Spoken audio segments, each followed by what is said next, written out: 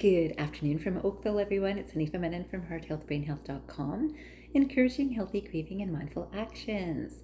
So here I am back in Oakville, and I'm at a wonderful friend's place who's allowing me to stay for a little while I finish some tasks. But today I wanted to finally get to that video that I had hinted at, that I was going to create one for you. And it was about talking about the thread that was coming from the past few videos. And this is about the difference between lust and love, lust and love. And so today I thought I would start with this information that I found actually from Wikipedia, and I thought it was fantastic in terms of the description. And so let me read this to you. It says, lust is a psychological force producing intense desire for something. Lust can take any form, such as the lust for sexuality, see libido, money, or power. It can take such mundane forms as the lust for food, see gluttony, as distinct from the need for food, or lust for redolence. Redolence is this lust for a fragrance, a scent. When one is lusting for a particular smell that brings back memories. It is similar to, but distinguished from, passion, in that passion propels individuals to achieve benevolent goals, whilst lust does not. Benevolent. So this is so interesting that with lust, there is a strong desire in lust, and it's a desire that oftentimes is linked with sexuality, and yet not always. So remember here, it also includes money or power. And so anything that we really have a strong desire for, and of course they talked about food too, a strong desire, and you know that this adds a certain speed to people's actions. So I've had a few patients recently, or clients recently, asking me about, do you think it was love? Do you think it was anything about love? And I've had these questions myself many times, and I have to tell you that there is a difference, and I'm sure that you know it too.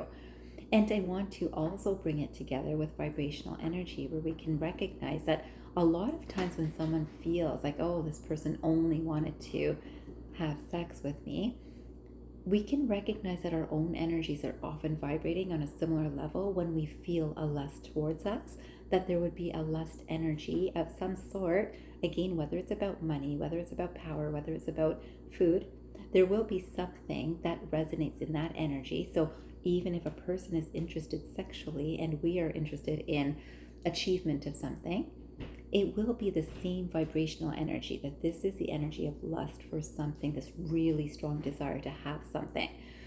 Now, I came across something else, and again, most people have a sense of, I thought it was love, and yet I think it was just lust. And this question comes up a lot in relationships, and for men and women. And sometimes people feel really good when there is that energy of lust coming towards them, because they feel desired, they feel wanted, they feel loved. And this is the thing, is oftentimes this excitement, this passion that can happen in a lust time, which is not lust, feels very much like love, because there is an excitement and a passion in love. So I came across another quotation to also explain this, and it says, there's a difference between lust and passionate love. Lust can't just creep in. You'll not find it where true love exists, but it has power enough to shatter the world you've worked so hard to create with love, and sometimes it suddenly changes how you perceive love to begin with. Love then doesn't live there anymore. And so again, I'm sorry for a couple of mistakes as I was reading. Let me read this again to you. This is by Jennifer Winget, by the way. So I don't know this author, but I thought it was a wonderful quotation to really understand this. So again, it says, there's a difference between lust and passionate love. Lust can't just creep in. You'll not find it where true love exists, but it has power enough to shatter the world you've worked so hard to create with love. And sometimes it suddenly changes how you perceived love to begin with. Love then doesn't live there anymore. And this is so interesting, because again, what we use as language and call love in many situations is often confused with lust. And lust has such a passion, such an energy about it. Now remember, I made that video about slowing things down just a few videos ago. So maybe take a look at that too, that when there's this rush into action, there's a rush of I have to have that. And lots of people will say it was love at first sight and we just knew each other. We knew that we were meant to meet, and that's possible. But for what reason? To understand this aspect of ourselves, it's really nice to know that there's something to learn in this situation. Though many people will feel so hurt by the experience of I thought it was love and I think it was lust, recognizing our own role, and again, whether you are lusting for success in your life in any aspect and someone else is lusting for sexual activity, recognize it's the same vibration. Now, when this has happened and we recognize that, oh, what I thought was love is lust in this situation, recognize that love doesn't live there anymore. Even your own vibration would not have started from a space of love when you are able to fall into the space of lust yourself too. So again, even under that failed understanding of this is love, this is how love feels, it's very similar. Yet, oftentimes in the rush of I've got to have this now, we lose the time that it takes to understand whether there is a true and authentic love there. So of course I was encouraging, I have been encouraging this, I guess, for many, many years, but now even more so. I find that I encourage clients very much about taking their time to truly just observe, to understand both their own feelings, their own thought patterns, their own life patterns, and then the experience that they're going through right now. But oftentimes, that thrill of sexuality is very high for both partners in such situations, and there isn't a lot of reflective time going on because it's just so exciting to get lost in the excitement of what feels like love. But one unproper observation, unserious centered observation, which of course benefits from meditation, one can see that there's something different about the quality of this than what I understand to be love. And that's for each person to work through and see what you are emanating and what you are receiving too, or what we are. I suspect that we've all been in situations where we've either been affected by lust or affected by love. And it takes some careful observation and understanding to understand our own patterns and others' patterns.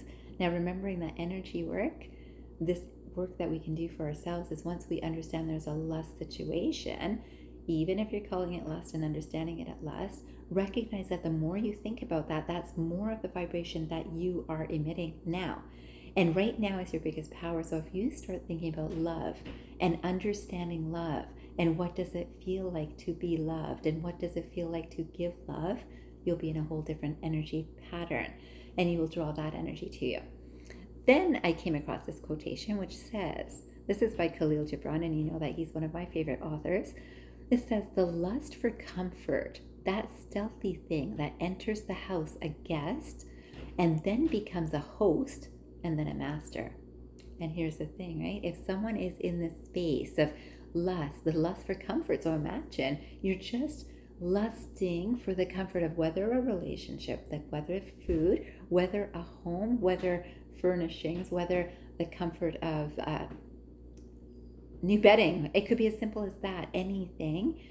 Whether you're lusting for these things, it starts as a guest, like, oh, I would so like to have this. And then it becomes a host of, oh, I need to have this. So when you come here, this has to be here. And then it becomes a master. I can't do this unless I have this. I can't go out with a friend unless we're having a dinner together. I can't get together with a new relationship unless they're treating me to a dinner. I can't get together with a new relationship unless they pay 50-50. Whichever way, that could be a lust for money and it's not a generous spot. That's not love. So that's very important for us to understand.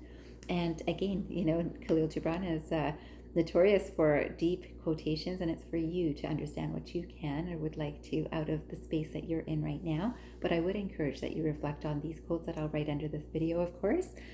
Then there's this quotation. It's actually a poem by William Harvey that I thought was just so lovely, and it has such a beautiful depth to it that I had to share it because it is a poem, and you know I love poetry.